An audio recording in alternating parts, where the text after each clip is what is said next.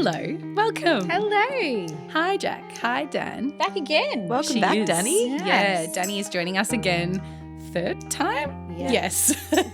But we acknowledged Danny is heading off on maternity leave I have next 1 week left. Yes, so we thought we'd get her on as much as possible. That was my preference, really. Yeah, we're very I excited want to to have be you here. included before I leave. Yes. It's also been 3 topics that ones that Danny is really passionate about. Yes. So we were saying that it does align with our subscription model, OT Link, Yes. which Danny has had a big hand in. So the first 3 topics have been the 3 topics that we've kind of wanted to flesh out a bit more on the podcast. Yeah. So we do our 60-minute PD boosters, which are our monthly drops of 60-minute webinars, and so the topics have aligned. So Yes. And so we have covered social interpreter and we have covered mental health, which which was not a PD booster, but that is An our upcoming webinar. webinar. Yeah. Sorry for all the plugs. I know, but I was gonna say. Sorry, not sorry, maybe. Sorry, not sorry. Yeah. But today we're talking I about feel like it's important because that's all of our information's really up to date because of that. Yes, and Yeah. that's the thing. So I suppose the topic that we're discussing today is attention, and Yes. although that hasn't dropped yet as a PD booster, No. it is Next coming month. up, and you've spent quite a decent amount of time looking into the current evidence and that kind of thing. So we thought, why not talk about attention? it's hard today? not to get excited too. You start researching something and then it's like, oh, this is stuff that we can share with people. So Yeah. I think Absolutely. that, I'm really excited to talk about attention Yeah. today. Yeah. So I thought we'd sort of just start with, I suppose, what you've come across while you've been having a look. man. And I know that that's going to be a big loaded question. But if I start simple, what is attention? Oh, that's not simple. That is not simple. in one sentence. Oh, no, man. I'm not limiting you. Yeah, so I guess like our interest in attention really was sparked a lot by a podcast episode actually that was between Brené Brown and Amishi Jha. And Amishi Jha is That did start it, It didn't did, it? That was a yes. great episode. It is fabulous, and I recommend it to a lot of parents. So Amishi Jha is a researcher. I think she's like a neurobiologist, I believe, or something along those lines. And she specializes in research to do with attention and actually PTSD. Yep. But her special interest is the impact of mindfulness on attention. And so that spiraled a lot of our interest as a practice, I guess.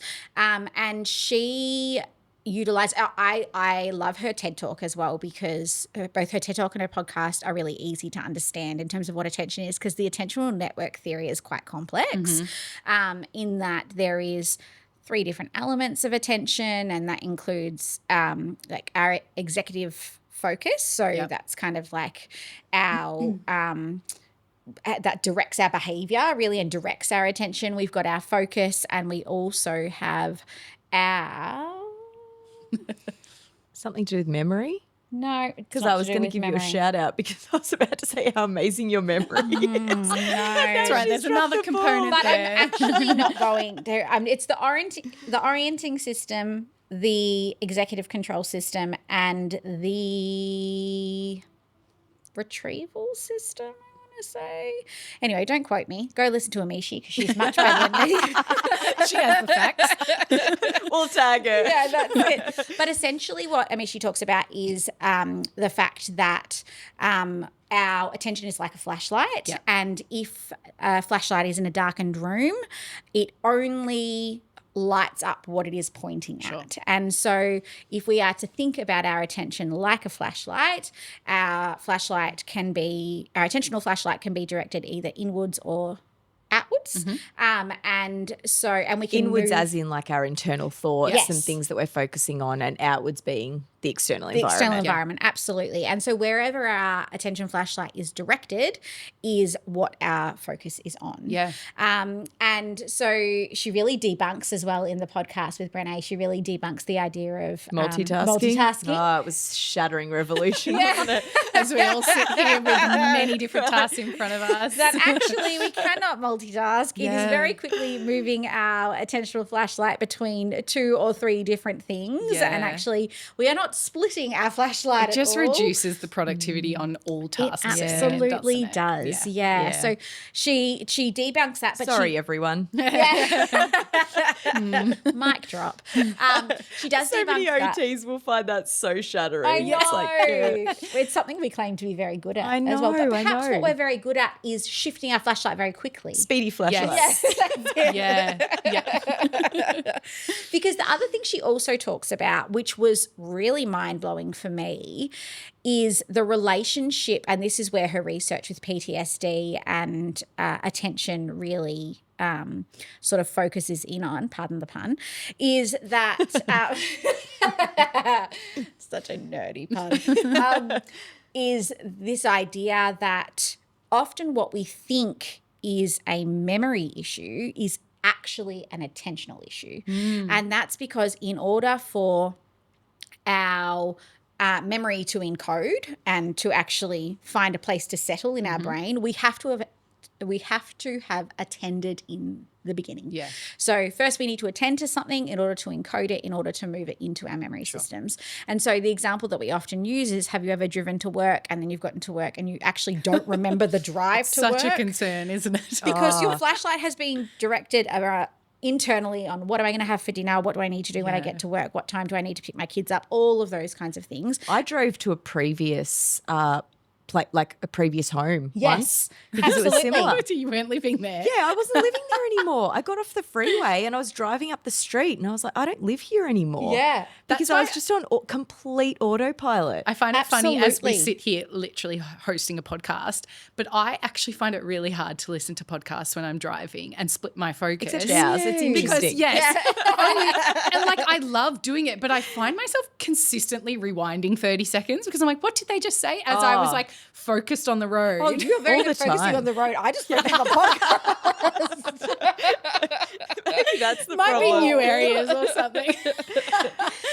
But it was really mind-blowing for me because I'd had a couple of clients who'd come in with what was reported as memory issues. Particularly one comes to mind for me where it was a client who was really struggling to remember peers' names. Yeah. And I remember previously trying to do like a lot of like rehearsal with him and like say that person's name 3 times before, like when you first meet them and things like that. And after listening to Amicia, I was like, oh, no. He's just not even attending when they're telling him their names. Yeah, So sure. he's actually he's not paying attention at the start. So it's never going to encode and it's never going to move into the memory system. So Yeah. I think that was really mind-blowing for me. So I guess attention has so many facets. Yeah. And what was really hard about researching, and it was actually one of the ones that took me the longest, is that there's really old research on the attentional network theory. And people are trying to research a bit more about how to improve inattention. But this is also probably going to be a bit disappointing, is that we can't really improve inattention non-pharmacologically. Yeah. No, Yeah. I think that's important to point out too. I think as OTs, we see a lot online about, executive funcking intervention. And Yeah. I was hoping we'd get to talk about brain training. I was going to apps say, because do you want to chat about the apps? they're a waste of time. I was about to say, I was like, is she going to recommend not these? Because I'm really. really concerned. They are not recommended. No, I mean, we know that you can get better and level up on the specific app. Yes. It's like anything we Yeah. know. for dementia, Yeah. like all of that kind of stuff. It's Yeah, actually, that's right. Yeah. So there is, people see benefits, but we just know that those skills don't transfer. No. Yeah. So you get better at watching the little, ball bounce around the screen and those kinds of things, but that's not going to make you, or as a child, attend better in class. Yeah. So those skills aren't transferable. So, we wanted to acknowledge that in a few eps, we're actually going to be talking about the ADHD Yes. guidelines. We know there's Yeah. big crossover with what we're talking about today and ADHD and executive functioning, but we're going to try and stay Yeah, on we're not going track. to go too deep Yeah. into it. Yeah. So I guess But motivation is a big thing. So for your client that you're talking about names, it really is, I guess we can upskill, and a lot of our focus as OTs does tend to be around, collaboration and really bringing attention to the inattention. Yeah. Yeah. And a big part of it is actually teaching the young person how to use the attention that they do have most effectively. How to control your flashlight. That's it. Yeah. Exactly right. And you've got to be aware of the flashlight in the first place. Yeah. And so I guess it's important to caveat at the beginning that the ADHD guidelines state that the first line of treatment for any of the core symptomology for ADHD, which we know that inattention is considered core symptomology, it's part of the DSM guidelines, is pharmacological treatment. Yeah. That is first line. Then it also says that non-pharmacological treatment, best practice is both pharmacological Working and non-pharmacological together. Non-pharmacological treatment actually benefits quality of life and it benefits well-being. Yeah. And so if we're actually teaching our kids and our young people how to use the attention that they do have most effectively, then that's when we get that this child can remember his peers' names and he's like, okay, actually, because I know that if I focus on what this kid is saying and he tells me his name is John and I'm able to actually attend to the fact that his name is John and maybe he uses a tactile prompt or maybe I use some kind of rehearsal method or whatever that might be, then perhaps I'll be able to develop a better friendship with him because I might remember his name. Correct me if I'm wrong. It did say, wasn't the guidelines, it doesn't matter which comes first, That is though. absolutely correct. It does not matter. Know. It doesn't matter whether you start with pharmacological treatment and then you're accessing OT or you're accessing OT and then you consider other things. They very much caveat that if you're on a waiting list for a pediatrician, don't put off therapy just because you can't get in for a ped for 9 months. Yes. And I think the other thing to acknowledge is when we are working with parents and we're talking about best practice in terms of inattention, is that there will be parents that will not want to medicate, and that is totally okay. That is, we're not saying this is your only option. What the important part of that is that if you are choosing not to medicate, you then need to be able to recognize as a parent what your expectations are and adjust them so that it is a just right challenge for the young person. So much of it is like adapting the environment and the demands in that case. And that's why we do so much work around education with teachers and understanding attention. And coming back to what you were saying before around how we encode is really using huge amounts of like our motivation center. Absolutely. And I think that that's not like something that, you know how they always talk about use a kid's interests and people roll their eyes and it's like, oh, why are we, yes, we understand that we need to use a kid's interest, but it's actually neurological. Yeah, absolutely. That is a genuine thing that a child will encode the skills and understand things better if they can actually do a writing piece around something that is of interest. Think of your ADHDers who hyper-focus on things like dinosaurs. Yeah. I have so many ADHDers who have a very specific interest and will know every single thing about that interest. Because my attentional flashlight obviously can move very quickly between things. However, I have, and as demonstrated by probably the last 3 episodes, a real hyper focus on evidence and information and development. You're outing yourself. I'm outing myself, absolutely. But I am so motivated to know what is best practice and what is the current evidence that information moves so quickly into my memory systems because I encode it, because I focus on it, I attend to it. If you ask me to attend to a football game, honestly, my husband is the biggest football fan. I know, I was going to say. Still cannot remember the rules. So ashamed. I cannot remember the rules. I watch not a game attending like, at all. What is going on? Because I'm not attending. I'm thinking about everything Who's else. a Collingwood player, Dan? Nick Dacos. My husband. Do you know how I know that? Because my husband always says to my daughter, what do we say, Hads? And she goes, go Dacos. And so that's the only reason why I know. That's funny. What about you, Katie? What do you see a lot of at the clinic in terms of kids presenting? It was funny when I was chatting to Danni earlier, I was saying yes, I see a lot of that classic, highly distractible children in terms of the external world being the distractor. But I have quite a number of clients currently where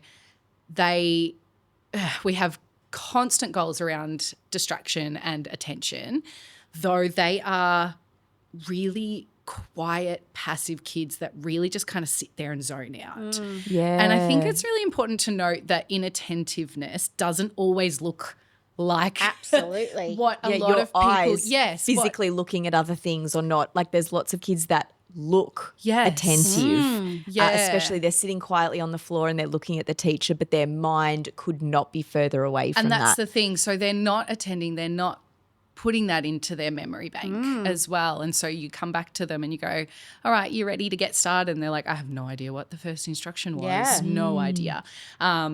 And they rely heavily on adults in the classroom setting, like coming around and checking in because they're not really noticing when they're being distracted by their internal thought process. That Danny they kind of just sit there and wait. Danny reminded me about one of my clients this earlier. is one of the stories I where hear all the time. he's in what, year 9 now? He would something be? like that. I think he was in year 7 at the time, and we were sitting there and he was looking at me and he was engaging. I think he was even nodding. He was. Like he was like his masking was Yeah. next level. And he's like, oh, I All need the to body look. cues were saying he's attending. Such a sweet, funny kid, super switched on. And then I noticed he like that he was tapping, Yes. like with his finger. And I asked him about something. He had no idea what I was talking about. And he had said, oh, sorry, I was counting Macy, who's our therapy dog. I was tracking her heartbeat. So he was looking at me, nodding along, but his finger and his mind was actually watching Macy and tracking Her breathing her rate or breathing and her something. heart rate. And I was like, that is so fascinating. Yeah. we have a colleague actually, and I'm going to out her now, and she's going to By listen to name? this. Yeah. Okay. Yeah, absolutely. She's on in a couple of episodes. Yay. But Keels, you will speak to Keels and she will look at you dead in the eye. I'll be like, hey, Keels. And I'll like ask her a question and she'll look at me dead in the eye and I'll ask her it'll be an open-ended question. She'll be like, yes. And I'm like, Keels, you did not listen to me. She's like, I did not listen to you. But everything else suggests that she did. And she's a shocker at it. And I know now because I'm like, I know that I need to use like multisensory cues. Like I need to like hold her arms Love or that. I need to like gain her attention in some way. I 'Cause can't I'm wait like, for the text we get when she listens Yeah, to an episode. She's like, I'm never coming on ever.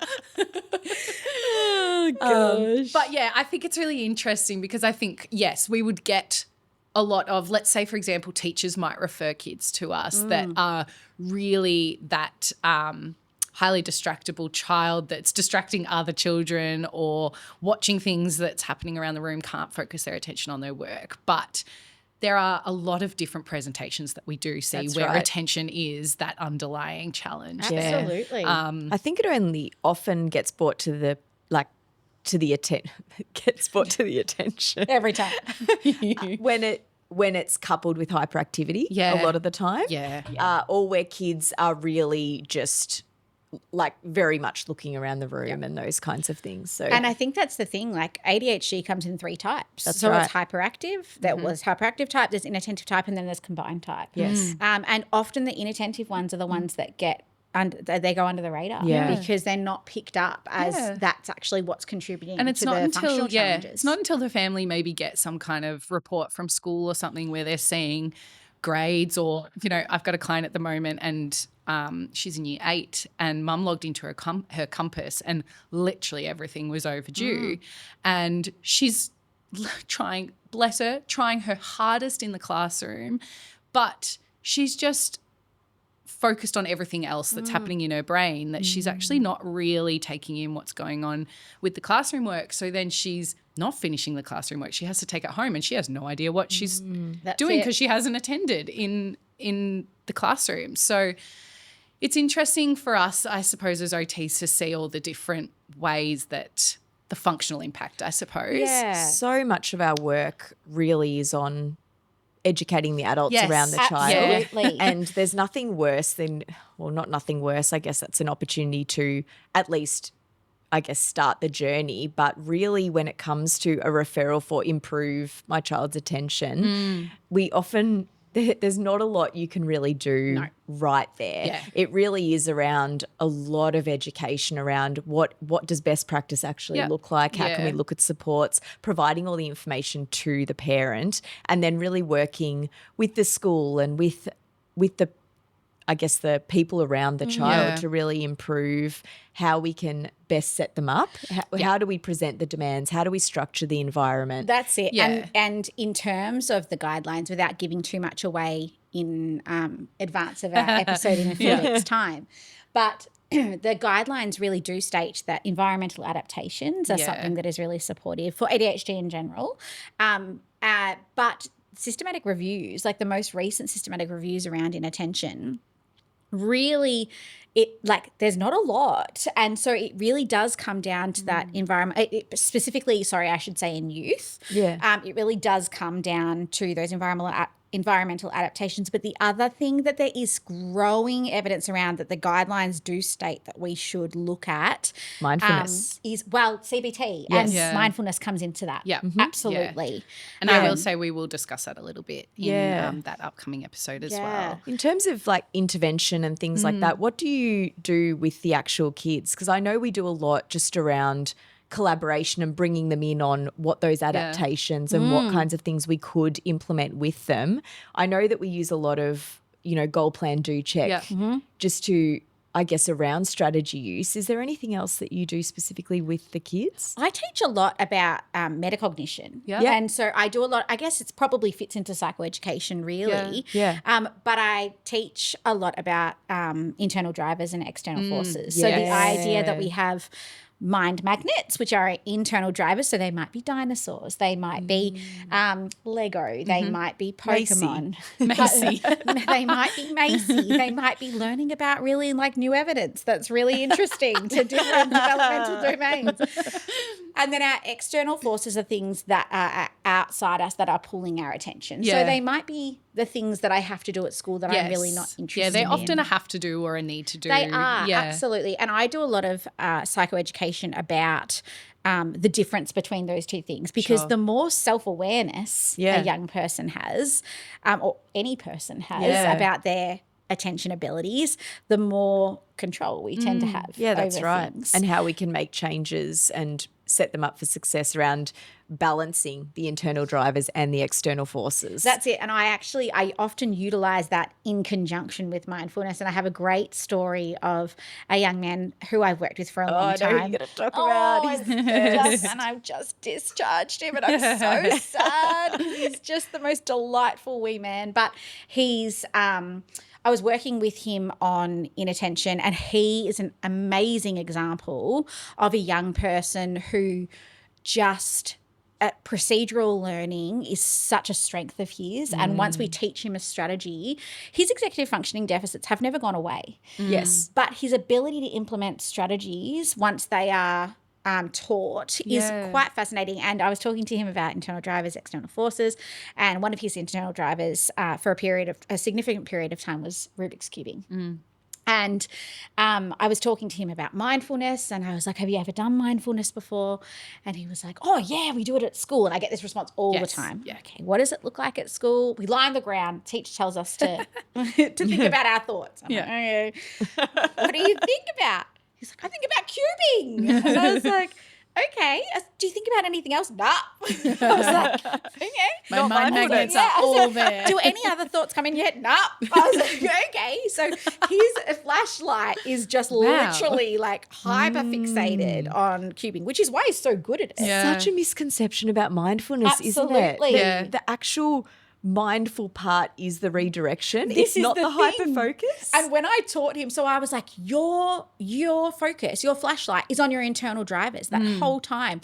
And you are actually not practicing at all. Like there's no opportunity for you to practice your flashlight going to an external force and then you redirecting it back to your internal internal drivers. Which is, as we say, the little dumbbell. Yes, exactly right. It is the dumbbell for our frontal lobe. Every time you redirect, it's a dumbbell for your frontal lobe. It's that that's the bit where you're building capacity. And so I think it really a lot of it comes back to those that metacognition, and that aligns with CBT in terms of skill training, and it aligns with that psychoeducation and that relaxation strategies and all of that kind of stuff that all fits under there. But that is really, with my sort of middle primary to upper primary and then into high schools, that's really what my focus often is. The only other thing that I would add there as well is, I think, just as OTs, and we were speaking about the environment, is I often will also cover some sensory related learning. Absolutely, which comes under environmental adaptations in the guidelines. In terms of looking to better understand that individual's sensory preferences, but then also teaching them about it so that they can start to learn more about what kind of environment they learn best in or can attend to something best. Yeah, a regulated body is exactly sets the foundations right. for a regulated mind. It's so important. Yeah. And I think the other thing that comes into that is, as Jackie mentioned before, educating the people around the child about their sensory preferences too, because I briefly mentioned before the idea of multisensory prompting, and that's going to be something that is really important as well. So if we're utilising a child's other sensory systems, it's not just their auditory sensory system, or it's not just their visual sensory system. If we're utilising their tactile or utilising their proprioception or whatever we might be doing, that's also going to tap into those sensory systems and help with that inattention as well. And can be Even a really scent. There's lots of evidence around how much scent is related. Yes. But that can be a super powerful way of providing other adults like teachers and stuff some really practical strategies that they can consider in classrooms. And high schoolers looking at, if they do have flexible sort of learning environments. And other clinicians that are listening just around how to structure our actual therapy sessions to meet students where they're at and optimise their environment to help them be able to pay attention. Well, I've absolutely had clients over the years that they've said, when they go to a particular therapy, like they just sit at the table kind of thing, whereas that same client in mine is laying on the crash mat or rolling over the peanut ball while we're learning and that kind of thing. And I think I know we're going down that rabbit hole, but we know that learning comes in so many different styles, and we do need to acknowledge that when we're trying to think about attention. It's not, and reframing the parent and caregivers' expectation around what attention looks like, because not all kids will provide eye contact to attend to you. And not all kids will stand still. Yeah. My most despised thing when I walk into a classroom these days is whole body listening my gosh. posters. Yes. It's so I will painful. say though, we should do an episode on things that should just be cancelled. Yes. But I will say I've loved, and I'll put the little link to their Instagram. Social Stencil have a beautiful free download for like a classroom listening poster, and on the picture they've got some of the students standing, some laying down, some not even looking, that kind of thing. And I don't know if it was Autism Level Up have got one as well that's a similar, like a spin on a much more useful and constructive and affirming poster that could go up in classrooms. Because we do know that listening bodies come in all different shapes and forms. Absolutely. And we want our kids to be able to pay attention in the way that is meaningful to them and not feel like they're putting all their energy into just sitting. And have that directing their accepted. Flashlight into how am I sitting, how am I sitting, Yeah. how am I sitting, how I've am I got sitting. my crisscross legs and my hands in my lap. Exactly Putting right. the acceptance around that and really normalising that within homes and classrooms also sets them up for self-advocacy. So yes, they can come to OT and we provide we hope a very inclusive sensory environment. Yeah. But then they are able to go to other therapies and say, this is what I need. That's and it. this is what I could actually utilise, and I will get a lot more out of this session as well. Absolutely. And that's what we really want to build in all the kids that we work with. And I've worked with some great other allied health professionals who have had, one comes to mind specifically, an excellent physio who I've worked alongside, and she has had multiple meetings with me to be like, how can I better set up the environment? She doesn't specialise in, she doesn't have a special interest in neurodevelopmental conditions necessarily. Yeah. So she works more in the physical disability space. Yeah. So she's like, I don't necessarily know a whole lot about how to set up the environment to account for inattentiveness or things like that. And like she will seek me out to actively be like, how can I better equip my environment for this client? And we've had two she's speech brilliant. clinics as well reach out to us to provide training to help them as well, because they acknowledge that a lot of their work is in literacy and tabletop activities, and they're like, how can we really work with you guys to optimize how we can support those sessions as well? I love it. Well, and so much of it, just as a way to finish I was going to cut you off. I know you were. So much of it is about education and is about teaching the caregivers around the child that we are actually not improving the attentional system. We are improving the child's ability to direct their attentional flashlight that they do have towards the things that they need to in order to achieve their goals. Yeah, I love that. Yeah, nice little finish up there. So glad you didn't cut me off. Okay, well. I'm sad to finish. I know, she's trying to drag it out. She'll be back. She's already planning her keeping in touch days, so you'll see her. Absolutely. But Danni, thank you so much for the last 3 episodes. We love having you here. I'm sure we'll get messages over the next 12 months of, you know what would be a great topic, and I'm happy to come and do it. Yeah, that's it. Exactly right. Would someone like to hold my baby while I sit upstairs and talk for half an hour? But thank you, and I'll chat to you next time. But we'll see you when we see you. That's it. Thanks for having me. Thanks. Thanks, ladies.